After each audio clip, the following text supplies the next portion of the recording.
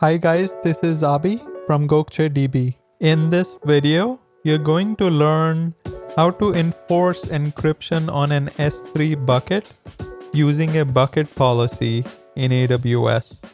Let's start by navigating to the S3 service, then go inside a bucket where you would like to enforce encryption. Click on the Permissions tab, then Edit Bucket Policy. Hit the Add New Statement button, then give it a name.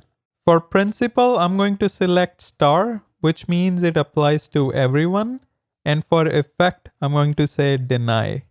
To add an action, first search for the S3 service, then select put object. Next, click on add a resource and then select object from the resource type dropdown. I'm going to replace the bucket name variable with my bucket name and the object name variable with star, which means this policy applies to all objects. Now click on add a condition and search for server-side encryption.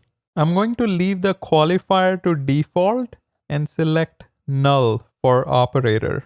Here we want the condition block to evaluate to true when the server-side encryption is null. And when the condition evaluates to true, we want to deny all uploads to this bucket. Hit save, then go to the Objects tab. Click on the Upload button, then hit Add Files.